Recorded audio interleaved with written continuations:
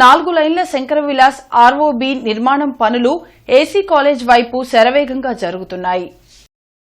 నగరవాసులు traffic కష్టాలను తొలగించేందుకు కేంద్ర సహాయ మంత్రి పెమ్మసాని చంద్రశేఖర్ 4 లైన్ల శంకర్ విలాస్ ఆర్ఓబి నిర్మాణం చేపట్టారు. అయితే నగర ప్రజల ట్రాఫిక్ కష్టాలను దృష్టిలో పెట్టుకుని 2 సంవత్సరాల లోపలే బ్రిడ్జ్ నిర్మాణం పూర్తి చేయాలని కాంట్రాక్టర్లను ఆదేశించారు. ఆ దిశగా పనులు వేగంగా జరుగుతున్నప్పటికీ కొన్ని అనివార్య కారణాల వలన అప్పుడప్పుడు నిర్మాణ పనులకు బ్రేకులు పడుతున్నాయి.